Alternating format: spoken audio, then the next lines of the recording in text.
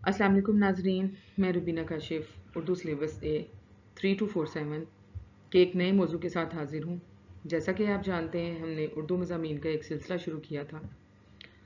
इस हवाले से कैम्ब्रिज के 4 मज़ामीन की 4 इक़साम जो इम्तिहानात में आती हैं, जो पेपर 1 का हिस्सा होती हैं, उस पर हम तफसील से गुफ्तगू कर चुके हैं।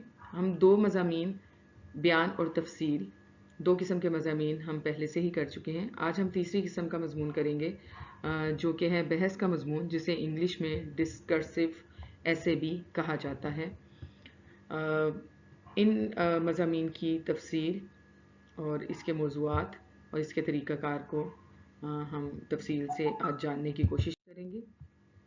सबसे पहले देख लेते हैं मज़मून क्या होता है। एक मुख्तसर सी दोहराई करते हैं। किसी ख़ास मौजू पर लिखी जाने वाली तहरीर को मज़मून कहते हैं। मज़मून नवीसी उर्दू ज़बान की एक अहम सलाहियत है, जिसमें मुसन्निफ़ अपने ख़यालात, जज्बात, दलाइल को मुनज़्ज़म और वाज़ेह और मौसर अंदाज में पेश करता है। कैम्ब्रिज के मज़ामीन की इक़साम एक दफ़ा फिर आपकी स्क्रीन पे नज़र आ रही होगी आपको। मैं आपको दिखा रही हूँ ताकि हम साथ साथ इसकी दोहराई करते रहें कि कैम्ब्रिज में कौन से 4 किस्म के मज़ामीन आते हैं। बयान पर मबनी मज़मून, तफसील पर मबनी मज़मून, बहस पर मबनी मज़मून और दलील पर मबनी मज़मून। तो बयान और तफसील, इस पर हम पहले ही अच्छी खासी तफसीली वीडियो तैयार कर चुके हैं। आज हम बहस पर मबनी मज़मून पर अपनी वीडियो जो है उसका आगाज़ किया है। बहस पर मबनी मज़मून क्या होता है, इसको किस तरह लिखते हैं, ये देख लेते हैं। बहस पर मबनी मज़मून दरअसल बहस में ज़िंदगी के मामलात, रवैयों, दीगर अमूर के मुस्बत और मनफी पहलुओं या इनके फ़वाइद व नुकसानात का तक़ाबली जायज़ा लिया जाता है। खाका में क्या चीज़ें आती हैं? मज़मून की साख्त, तरतीब, मनसूबाबंदी का मेयार। और मवाद में हम क्या चीज़ें देखते हैं या एग्ज़ामिनर क्या चीज़ें देखता है? एग्ज़ामिनर देखता है कि क्या आपने मवाद में मौजू के मुताबिक लिखा है, क्या आपका मवाद मौजू के मुताबिक है, हद अल्फाज आपकी 350 से 400 अल्फाज तक है, तरतीब व तसलसल यानी कि आपके मजमून की तरतीब और तसलसल क्या है, क्या उसमें रब्त है, तसलसल है, आपने वाक़यात को एक तसलसल से बयान किया है या ख़यालात का इजहार एक तरतीब से बयान किया है। और ज़बानदानी में बहुत सी चीज़ें आ जाती हैं, जैसे अच्छे अल्फाज व मुहावरात, मुरक्कबात, हरूफ रब्त, सिफ्त, साब के लाके, ज़रबुल इमसाल, अक़वाल, अशार वगैरह। इस सवाल को कम से कम 40 मिनट देने चाहिए। अल्फाज की हद 300 से 400 अल्फाज होनी चाहिए। मज़मून लिखने के अहम मराहिल कौन कौन से हैं, हम सब ही जानते हैं, क्योंकि अभी तक हम बयान और तफसील के मज़मून में बड़ी तफसील से पढ़ चुके हैं कि सबसे पहले मज़मून का तमहीद या तारुफ़ होता है, उसके बाद नफ्स मज़मून और इख्तिताम। तमहीद में क्या होता है कि मौजू का पस मंज़र पेश किया जाता है या उसका एक मुकम्मल जामे तारफ़ी पैराग्राफ तहरीर किया जाता है। नफ्स मज़मून में क्योंकि ये बहस का मज़मून है, तो इसमें हम मवाज़ने के मुस्बत और मनफी पहलुओं पर मुदल्लल और मुतवाज़न बहस करते हैं। इस नुक्ते को मैं दोबारा समझाऊंगी और ज़रा तफसील से। इख्तिताम, मुतवाज़न राय के साथ एक मौसर और नतीजा खेज़ इख्तिताम पेश किया जाता है। तो ये थे हमारे मज़मून के मराहिल। अब हम देख लेते हैं कि बहस का मज़मून जो है उसके अहम निकात क्या हैं और उसको हम किस तरह एक कामयाब मज़मून बना सकते हैं। सबसे पहले तारफ़ी पैराग्राफ, दिए गए मौजू के बारे में एक वाज़ेह और जामे तारुफ़ तहरीर करें। मवाज़ना दोनों जानिब के मुश्तरका और मुख्तलिफ निकात तरतीब से पेश करें।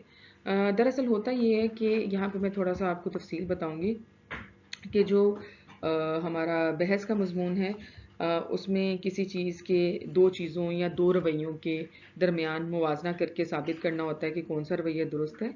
लेकिन इसमें हमने इस बात का बड़ा ख़्याल रखना होता है कि किसी एक चीज़ या रवैये को हम ज़्यादा बयान ना करें, बल्कि दोनों रवैयों को हम बराबर के पलड़ों में नाप तोल कर बयान करें। यानी कि दोनों हवालों से खूबियों और ख़ामियों का मुवाज़ना करें और अपनी बहस को समेटने की कोशिश करें। मुवाज़ना करने के मुख्तलिफ़ तरीके हो सकते हैं। एक सूरत यह है कि आप दोनों रवैयों या दोनों तरफ के मौक़िफ़ को सामने रखें और उनको साथ साथ लेकर चलें और मुख्तलिफ़ निकात का मुवाज़ना पेश करते जाएँ। دوسری صورت یہ ہے کہ پہلے آپ ایک موقف کی اچھائیاں یا برائیاں بیان کریں اور پھر دوسرے موقف کی اچھائیاں اور برائیاں بیان کریں اور آخر میں کسی نتیجے پر پہنچے اور کوئی رائے قائم کریں. ٹھیک ہے. مضمون نگار کو چاہیے کہ وہ کوئی بھی طریقہ اپنائیں، مگر ایک بات کا خیال رکھنا ضروری ہے کہ مضمون کا جو ہے توازن، بیلنس بگڑنے نہ پائے. ٹھیک ہے. اور بحث جو ہے وہ نامکمل نہ لگے. ایک اختتامی پیراگراف ہو جس میں آپ کی باقاعدہ بحث ختم ہوتی ہوئی یا اختتام پذیر ہوتی ہوئی نظر آئے. ٹھیک ہے. اور دوسرا یہ ہے کہ بحث اور دلیل کے موضوع میں بڑا مختصر سا ایک فرق ہوتا ہے. بحث میں آپ نے یہ بات رکھنی ہے ذہن میں کہ بحث میں آپ ایک طرف جھکاؤ ظاہر نہیں کرتے، بلکہ ہر پہلو کی وضاحت تفصیل سے برابری کے انداز میں کرتے ہیں. بعض اوقات موضوع کیا آ جاتا ہے کہ جیسے آ جائے موضوع کمپیوٹر کے فوائد و نقصانات. ٹھیک ہے. یا پھر موضوع آ جائے دیہی زندگی شہری زندگی سے بہتر ہے، تو ہم اس میں دو مختلف موضوعات ہیں، ایک دیہی زندگی ہے ایک شہری زندگی ہے، تو دونوں کے آپ فائدے بھی ہیں کچھ نقصانات بھی ہیں، تو دونوں کو برابر برابر کر کے ہم نے باری باری نقصان بھی بتانے اور فائدے بھی بتانے ہیں. اسی طرح مشترکہ خاندانی نظام کے فوائد و نقصانات آ سکتے ہیں. یا پھر کوئی ایک ایسا موضوع دے دیا جاتا ہے جیسے کہہ دیا جائے کہ فیس بک پر پابندی ہونی چاہیے یا یونیفارم اسکول میں یونیفارم نہیں ہونا چاہیے. تو اس میں یہ ایک رائے ہے، تو ہم نے یونیفارم نہ ہونے کے بارے میں بھی کچھ نکات بیان کرنے ہیں اور مثالیں دینی ہیں، اور یونیفارم ہونے کے بھی فائدے اور نقصانات بیان کرنے ہیں تاکہ اس بحث کا ایک حتمی فیصلہ نکل سکے. ٹھیک ہے. لیکن ہم نے دونوں جانب کے مشترکہ نکات کو شامل کرنا ہے. تو یہ جو دوسرا نقطہ ہے، یہ جس میں موازنہ میں نے لکھا ہے، اس میں یہی بات سمجھانے کی کوشش کی جا رہی ہے کہ دونوں جانب کے مشترکہ اور مختلف نکات کو ترتیب سے پیش کریں. ایک ایک نقطہ دونوں طرف سے لیں اور اسے مؤثر انداز میں بیان کریں. فوائد و نقصانات کی اگر بات ہے تو پہلے فوائد بیان کریں اور اس کے بعد نقصانات کو واضح انداز میں لکھیں. اب رائے مثبت اور متوازن انداز میں اپنی رائے پیش کریں. اب اس مضمون میں مزید ہم کس طرح اپنے مضمون کو پر اثر بنا سکتے ہیں یا اپنے مضمون کو اس قابل بنا سکتے ہیں کہ ایگزامینر جو ہے ہمیں زیادہ سے زیادہ نمبر دے اس میں. تو اس کے لیے ایک خاص ٹپ ہے آپ لوگوں کے لیے. سب سے پہلے آپ جو ہے حروف ربط کو ہر پیراگراف میں کوشش کریں کہ ایک آدھا حروف ربط جو ہے وہ ضرور شامل کریں، جیسے سب سے پہلے، مزید برآں، دوسری جانب، تاہم، اس کے برعکس، چنانچہ، الغرض وغیرہ. اب ایک نمونے کے طور پر میں آپ کو مضمون دے رہی ہوں. مضمون ہے اسکول میں یونیفارم نہیں ہونا چاہیے. بحث کیجیے. دونوں پہلوؤں کا آپ نے باریک بینی سے پہلے جائزہ لینا ہے، متوازن رائے پیش کرنی ہے اور ایک عملی حل تجویز کرنا ہے.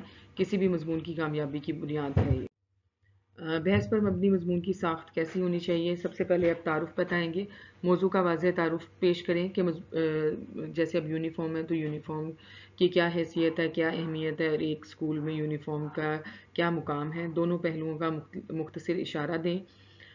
مطلب یہ کہ یونیفارم ہونا چاہیے، نہیں ہونا چاہیے، مختصر سا پہلے اشارہ دیں.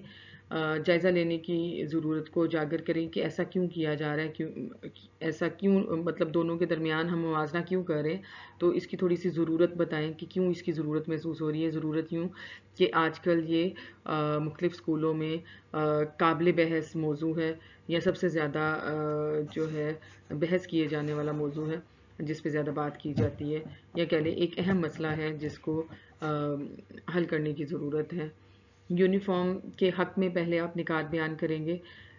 یونیفارم جو لوگ کہتے ہیں کہ یونیفارم ہونا چاہیے اور یونیفارم کیوں ہونا چاہیے اسکول میں، اس کے حق میں ہم کچھ نکات پیش کرتے ہیں جس کی مدد سے آپ اپنے مضمون کے مختلف پیراگراف بنا سکتے ہیں. جیسے پہلا نقطہ یہ ہے، برابری کا احساس پیدا ہوتا ہے. یونیفارم پہن کر نظم و ضبط کو فروغ ملتا ہے، سادگی اور آسانی فراہم ہوتی ہے، ادارے کی پہچان مضبوط ہوتی ہے. اسی طرح یونیفارم کے خلاف کیا نکات ہیں اس کے بارے میں بات کر لیتے ہیں. آزادی اظہار میں کمی آتی ہے. اگر یونیفارم انسان پہنتا ہے تو یونیفارم میں انسان کو اپنی آزادی کا حق نہیں ملتا، آزادی سے اپنی بات کہنے کا حق نہیں ملتا، اپنی پسند کے کپڑے پہننے کا حق نہیں ملتا.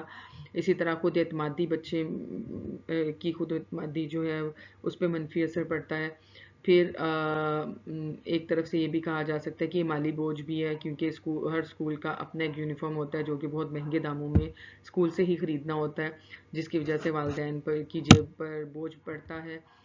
اسی طرح تخلیقی صلاحیتوں میں بھی کمی آتی ہے، کیونکہ بہت سے بچے اسکول کے یونیفارم میں آرام دہ محسوس نہیں کرتے، ان میں وہ کمفرٹیبل نہیں ہوتے، تو جس کی وجہ سے ان کی بہت سی تخلیقی صلاحیتیں جو ہیں دب جاتی ہیں، ٹھیک ہے۔ اور انسان نے اپنی پسند کا لباس پہننا ہو، پسند کا ماحول ہو، تو انسان جو ہے زیادہ کھل کر اپنی صلاحیتوں کا اظہار کرتا ہے۔ نتیجے میں آپ کون سے نکات لکھ سکتے ہیں؟ متوازن اور معروضی رائے دیں، بہتر اور عملی حل تجویز کریں، ایسا حل ہو کہ جو پریکٹیکلی ہو، اہم نکات پر مؤثر انداز میں زور دے۔